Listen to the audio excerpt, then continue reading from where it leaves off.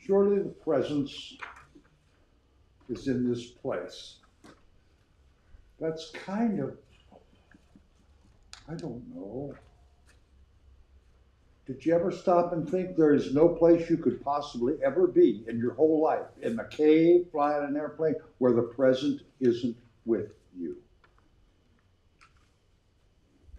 The whole thing is, are you aware of it?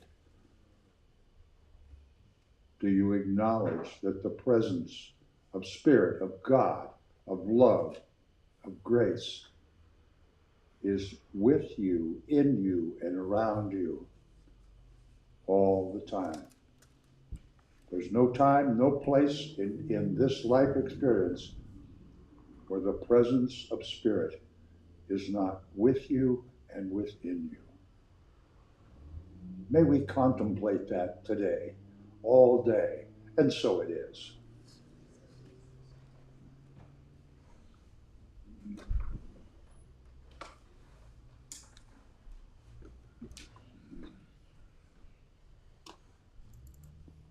Good morning. Good morning. It's been a minute since I've been here. Thank you for allowing me to be here and be part of this community. I'm very honored and blessed. It's been a treacherous journey of life. So I've really enjoyed being in California and the West Coast and so close to the beach. And the beach has been very healing for me. And I seem to share gifts by words. And I took some time to write when I was out on the beach recently. And if you've been to Dillon or probably any beach, especially in California, you'll notice that the terrain and the topography changes frequently. And it also brings up different things on the beach. And I really love to beachcomb. And one of my favorite things to find is sand dollars. Dillon doesn't normally have sand dollars. Maybe once a year I find them. And this past time when I went, there were sand dollars all over the place. All over the place. And every single one was broken. And there's something magical about finding the perfect sand dollar, you know, like I search and search, where's that one that's still intact? I couldn't find any. I just keep finding broken ones. So I embraced it.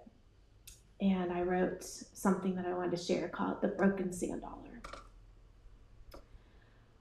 The broken sand dollar gets passed over with all the shells missing their lovers. Legs of crabs, innards removed. They once held stories tried and true. Seagulls scout around for a remnant or two, while shorebirds fly overhead, and a furry friend strolls by and stands close to you. I see a perfect sand dollar, and I'm drawn inward. I pick it up, not weathered yet by life, still in its perfect shape and very small in size. I did find a tiny one, really tiny. It matters, just like the broken one. It has just as much worth and value as the small, solid one. You, my dear, may not be whole. You may not be complete. You may feel too weathered, battered, and beat, but you are still whole. You are still complete. You are still loved, valued, and sweet. A ladybug sits, taking refuge on a rock. Though the tide surrounds her, and the waves emit a roar, and not a soft purr. Content and quiet on her solid ground, amidst shifting sand, a human stomping ground.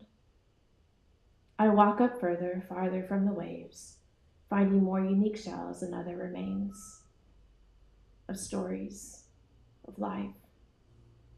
Purple seaweed, more crab legs, and the beauty of life it still contains.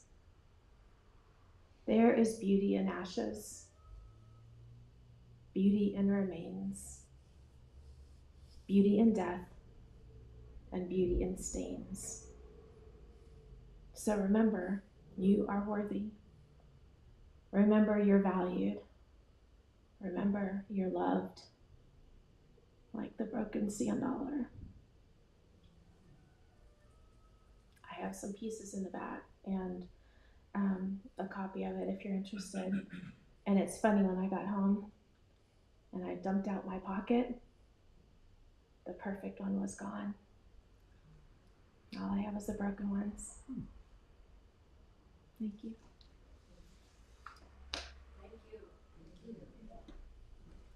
Linda, thank you very much. And that poem actually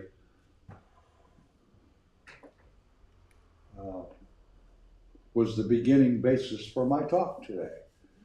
And she said it to me, she said, could you make a copy of this because I want to read it for a mini message? I said, absolutely. And the more I read and the more I thought that my talk just came from that and one other piece of email that I got this week. So welcome and good morning. What a gorgeous morning. I ordered it special just for us. That might be a little selfish, but what the heck. We're just all people. We're all beautiful, broken sand dollars. We have tomorrow night, Monday night, there will be a healing circle at 7 o'clock right here. I think it's this Thursday, coming Thursday, there will be the ladies' spiritual book study. We had a lovely bell ringing on Friday, did we not? And yesterday, I tried to get there, but I couldn't because I had to tear my stage down. But the Rohnert Park Chorale, would anyone like to report on the performance yesterday? It was beautiful. It was beautiful. One member of our church showed up, 2 members of our church sang, and it all went very well. It was beautiful. Good. We'll be doing it again in like the second weekend of December. Okay, the Christmas show, yes. I would like to comment again. Please keep Barbara Colohan in your prayers. Continue the emails and phone calls if you like. She is really going through a very challenging period of life right now. She has throat cancer and treatments, and it's a big deal. So please let her know your prayers and your phone calls, your emails mean a huge amount to Barbara. She when she hears from people and she feels your prayer, it gives her energy and gives her confidence and gives her support. And the same might be with Mike. Mike had surgery on Friday. Joel says he's doing good. He had surgery on Wednesday, I think. And he's doing good on Friday. I emailed her. She said he's doing fine. But keep that up. And Your brother My had brother had bypass quadruple yesterday? bypass on Friday. Okay, Quadruple bypass. Heart bypass. okay. What's his first name? John. John. So let's just take a moment and share our love and our light with these three especially, but with all the people in our community that need our light and our warmth.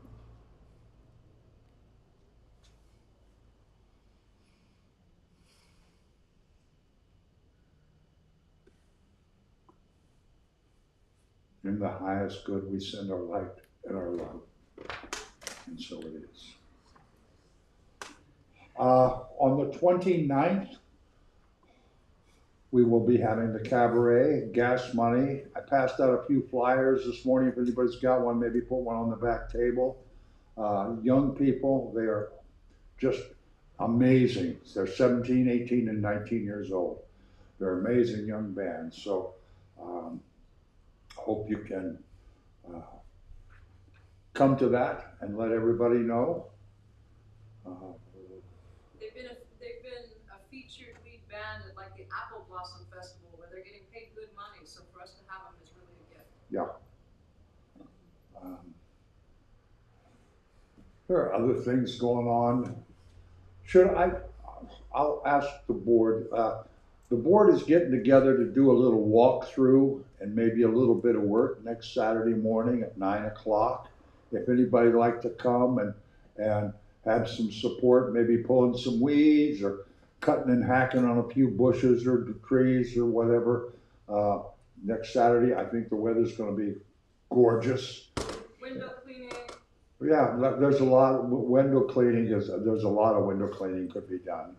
And so you're all invited to fun and fellowship and stewardship. What time?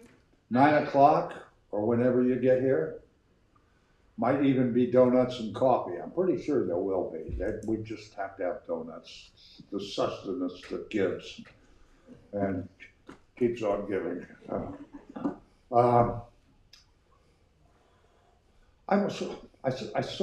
going to be talking a lot about art today, and I saw a picture of some safari animals, and there was a beautiful painting of a giraffe, and it was beautiful, and I really contemplated that for a long time. And it came, I had this revelation. Do you know why it is that a giraffe has such a long neck? It's because his head is so far from his body. All right, enough of that. Let's stand up and sing a song, Give Yourself to Love. Number 9 in the songbook.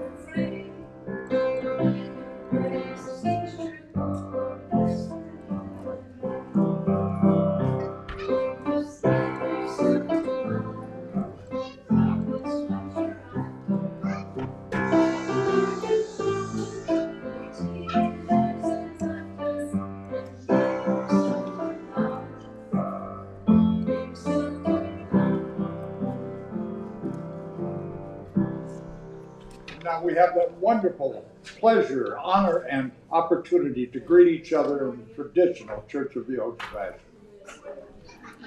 Hey, Mr. Music Man, you can stay right there. Hey, I get up the same way. Hi, this is the man area. You are the community. I can't believe it. Glad to see you. He's here. He's here. Yeah.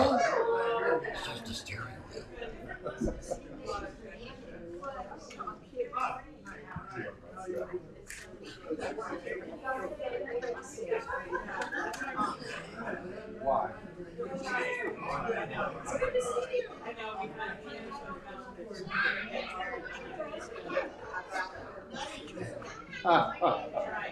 Oh, would you?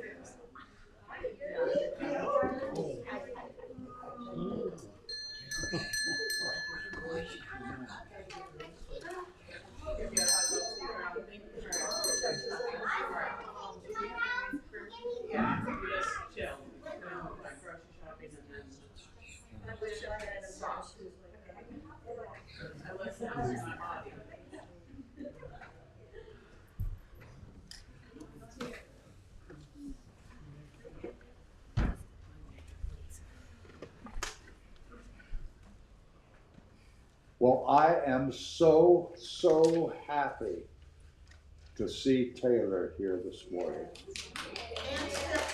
And Tiffany. Hey, Taylor, would you like to come up and talk with me for a second? I've been waiting for you. I missed you so much. How are you doing? Uh-oh. You had a bad dream. Well, today is a whole new day, though. I have been carrying something in my pocket for you for a long time. And you're here. Look at this. We got this. We can put it on. Isn't that gorgeous? But wait till this happens. Oh, look at this, another one. I've been carrying those, just waiting for you to get back. I'm glad to see you. I like your sandals. They're very pretty. So they make prints in the sand. Oh, okay. Like hearts. So, have you been having some fun? Yeah? Okay. Well, we are glad to see you. Let's get Taylor a hand. Thank you for being here. Okay, and there's donuts next door. There's all kinds of stuff. Come on, let's go. All right. Easter Bunny, okay.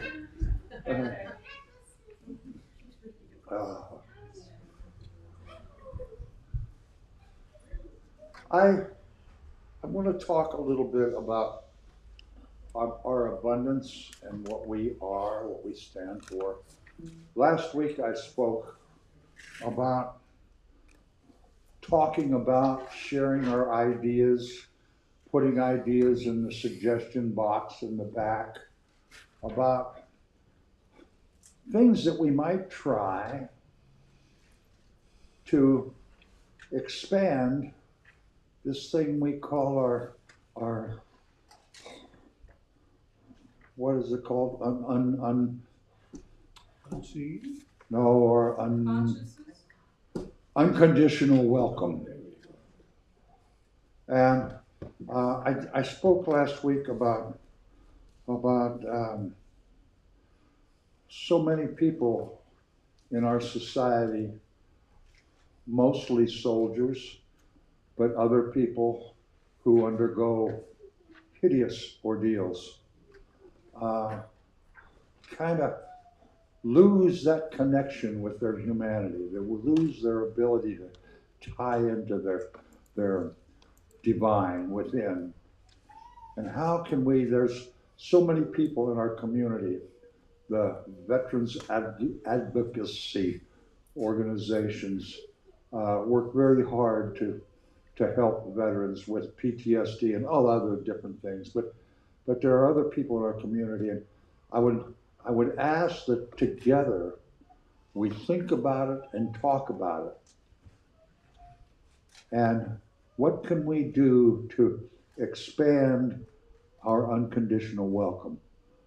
How can we do that? Do we maybe tell the Veterans Administration or the different groups, or of any group of people who are marginalized or have bigotry about themselves, that marginalized, or just, there's a lot of people in our society that this is a very safe place. We don't have like a doctrine, a list of rules we can judge you by. Everybody is welcome here, and everybody is accepted as a human being, as a manifestation of God. And I think more people need to know about us. Advertising isn't a thing, but what do you think? Talk about it, think about it, put it out to the universe in a collective fashion, and that makes a difference. A while back, we talked about welcoming people of minorities into there has been very few Sundays. I think last Sunday and this first Sunday I can remember that new people haven't been here. Whether they come or not, that's all right. It just lets people know there's a safe place, there's a loving place where they are accepted. So please think about it. Be part of this collective consciousness of welcome.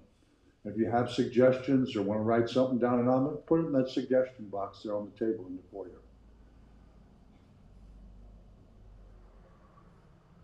That, our presence, surely the presence, we are the presence. And we are such a great abundance and prosperity for our community.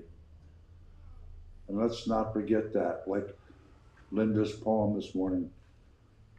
We are of value. We are whole. We are beautiful. We are perfect, even in all of our busted up, bruised up ways. So that is our abundance. So let's read together our affirmation of abundance. May we please? Gratitude is the key to the realization and manifestation of abundance. May we ponder that, sir.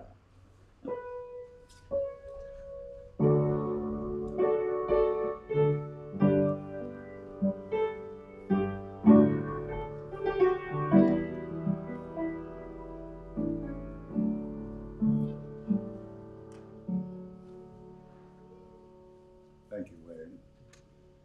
Let's sing together Only Believe, number 152 in the wings, as we prepare ourselves for our meditation this morning.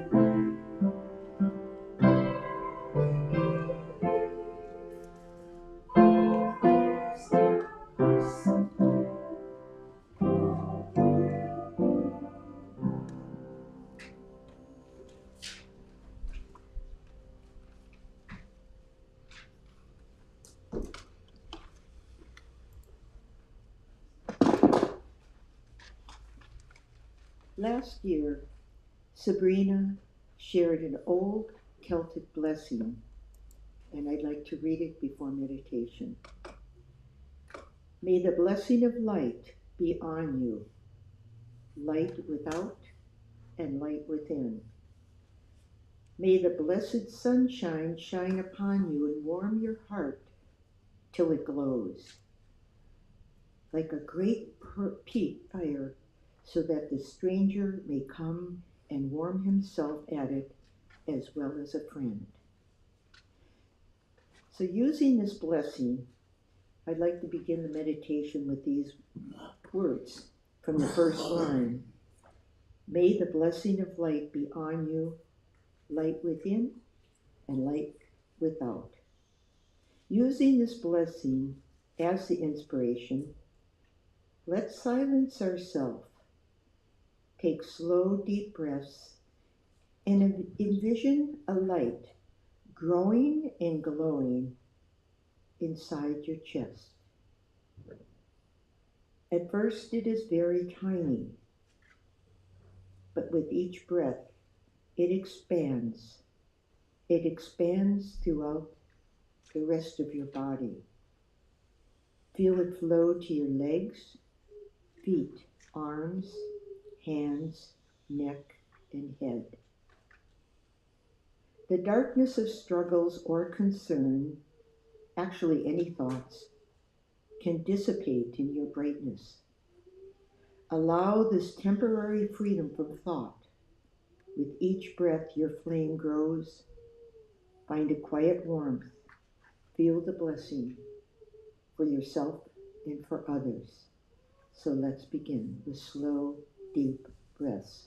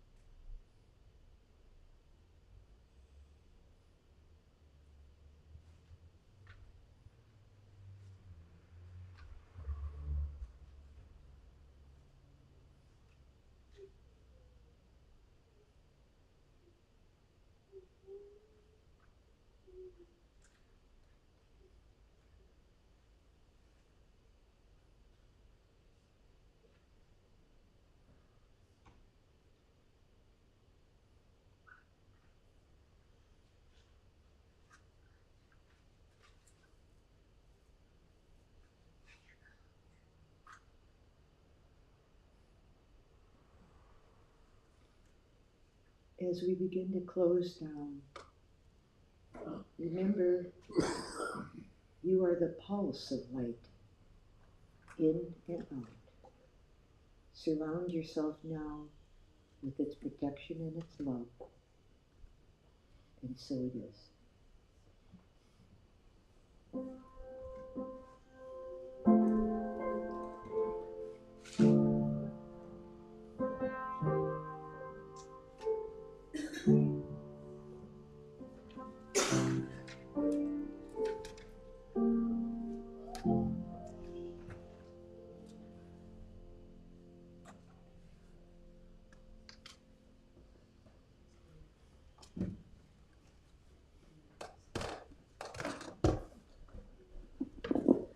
What did I call today's message?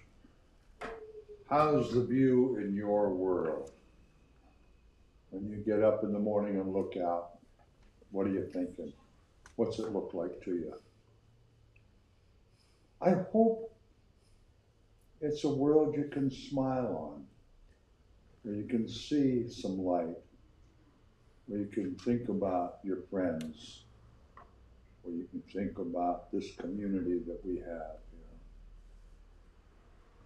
You know, every week when I get home from church on Sunday, I critique myself. Sometimes that doesn't always turn out all that well. And, but when I get done, inevitably I think, well, now I got to go learn new stuff. I already told them everything I know. Sometimes if I need to feel like something, an idea, a thought has come to me by like on Wednesday, where I start getting panicky, like I need to think about something for a while. I need a topic. I need something, and the universe, Spirit usually provides that for me. This week it was like Wednesday, and not a clue, just nothing, just a blank. I kept, well, there's opportunities, there's messages everywhere. What am I missing? And then I get a text from what's her name back there, Linda, and I got a poem. Can you print it out for me so I can read it on Sunday? Absolutely. And 10 minutes after that, I get an email from another friend of mine. I want to read it to you because it just turned on switches all over. It's as November 23rd, this is an old email that I just got, but it's the birthday of a pop philosopher, historian, and poet, Jennifer Michael Hecht, born in Long Island in 1965. She holds a PhD in the history of science, a subject that fascinates her, and simultaneously convinces her that art trumps scholarship.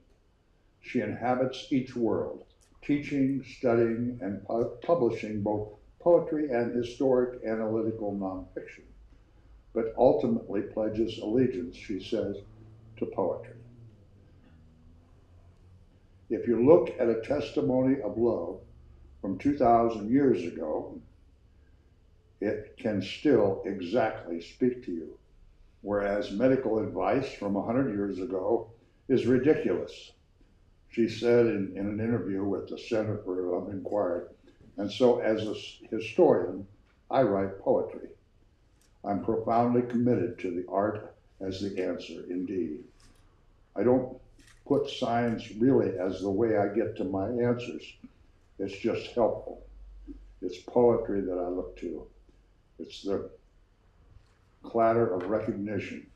Everybody has different ways, but I attest that poetry works pretty well.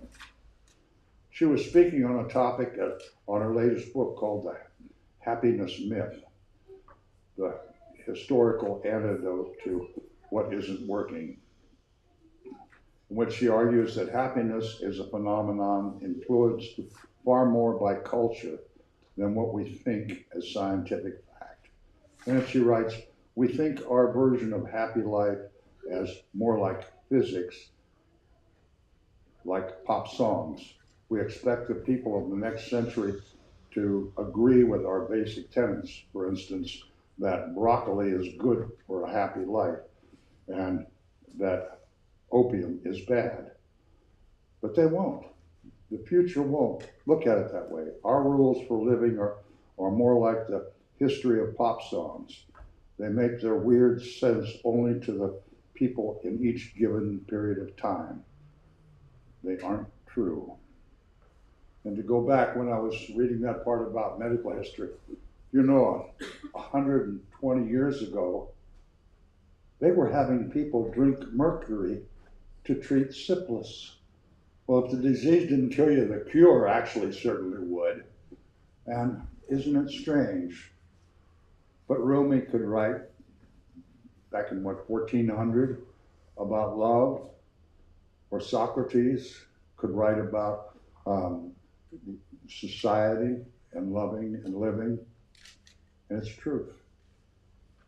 Maury Manceau, about 5 years ago, we were over in the hall, they were getting ready to play one morning, and he and Sherry, he said, "Pat, you think about things once in a while." He said, "Define an artist." And I thought about it for a second. I said, well, an artist is a person who has a very unique ability to see the beauty in the unseen and then transform it into something that most people can see, hear, taste, or feel. And that definition could probably be argued. But I think when we sit down to poetry, or when we look at a sculpture or a painting, or we hear music, we change our awareness specifications. When we read a poem, it's not just like listening to somebody. Everybody talks all the time. We get used to it, just words. But when you read a poem, or read a book, you tell yourself, what is this person, what is this artist trying to convey? And you open yourself up. You let down some of your preconceived notions and allow some unseen new meaning to come into whatever the poet is saying, or whatever the artist has painted, or whatever the song, melody, or lyrics might bring to you. What are they saying? And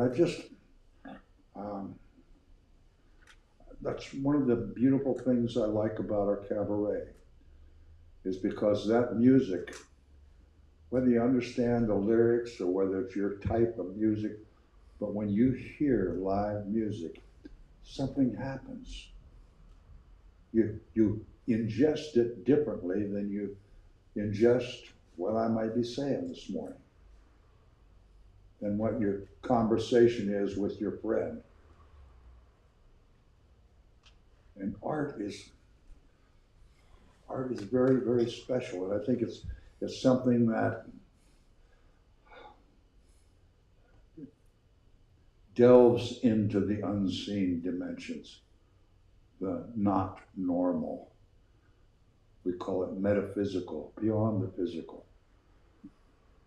I've got a whole bunch of quotes here. I'm going to share some of them with you because I think there are so many different opinions from people that I think maybe we could listen to for a moment and help us maybe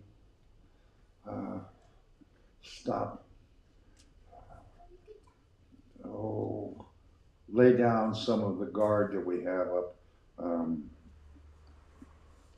I just thought about a little levity before I start that. Sometimes most of us have been concerned our entire lives trying to fit in.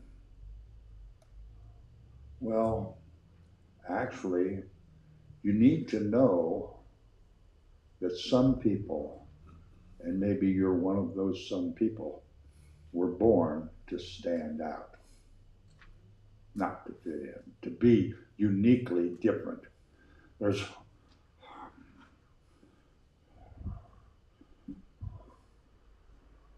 Emile Zola.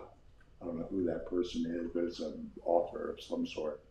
If you ask me what I came to do in this world, I, an artist, will answer you that I'm here to live out loud. I like that. That just, and George Bernard Shaw says, you use a glass mirror to see your face. You will use works of art to see your soul.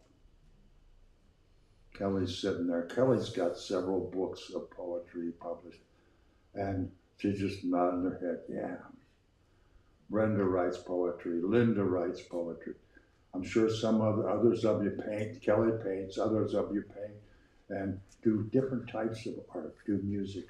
Wayne has done music art forever, and that's one of his ties to his humanity, to his soul, to his unseen parts, is it comes out in his piano and his singing. Art enables us to find ourselves and lose ourselves at the same time. Thomas Merton wrote that. Picasso said, art washes away from the soul the dust of everyday life.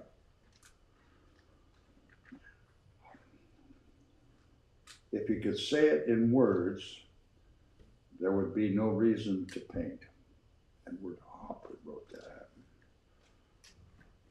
And Bucky Fuller wrote, when I'm working on a problem, I never think about beauty. But when I'm finished, if the solution is not beautiful, I know it's wrong. Einstein said, I never made one of my discoveries through the process of rational thinking.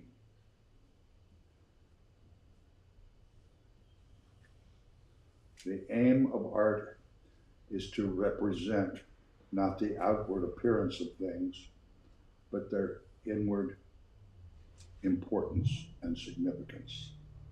Aristotle wrote that. I just hope that all of us can, when we're looking out in our world, the view that we have can include the beauty of the seen and the knowing of the unseen. The harmony that everything was created in. And being able to accept the people who think differently than we do. People with different ideas that seem so strange and so dumb, but we haven't lived their life. Everybody comes to their beliefs and their opinions via their own personal experiences. Know what they've been through. We have no clue. But we do know they're a human being. They have feelings. They love their families. They want what's best. And their idea of what's best is just as different as ours is, every one of us. If I ask you to raise your hand and tell us what food is your favorite food, we have 20 different answers. And nobody's wrong.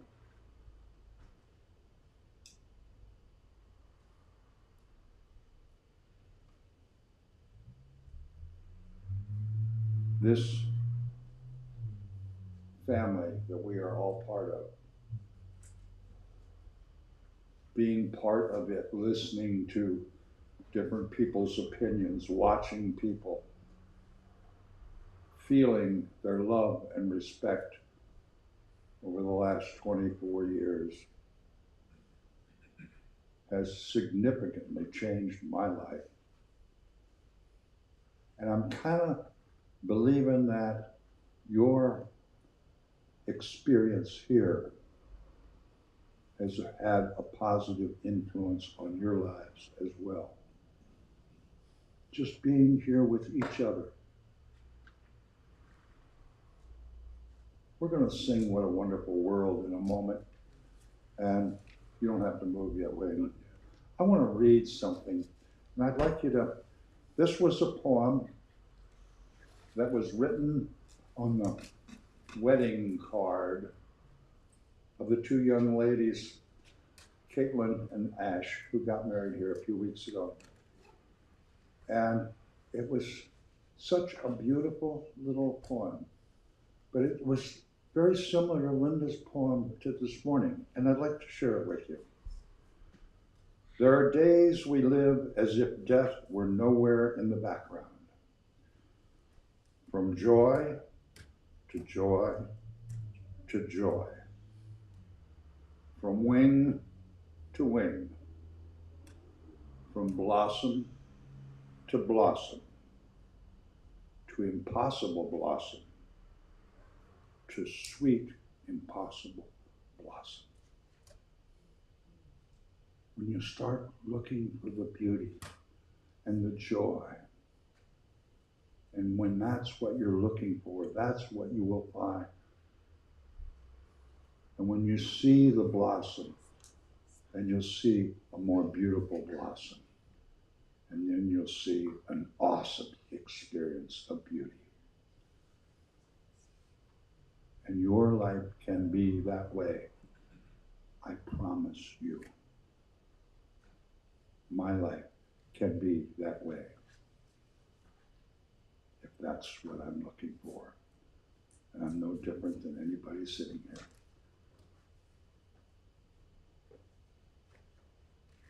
We've all had our ups and downs and our bumps and our bruises and our loves and our losses. But when you look at the whole journey,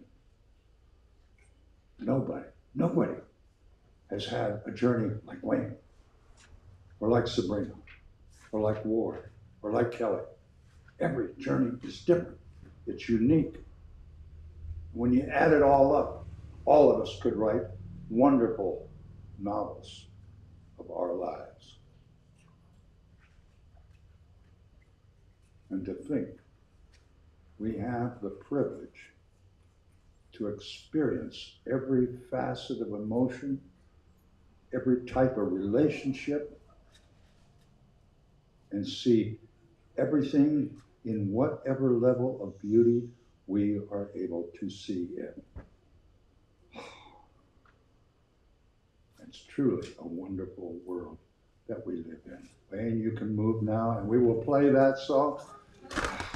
We have coffee next door, and please, let's talk about how can we expand our consciousness of welcome within our community. And so it is.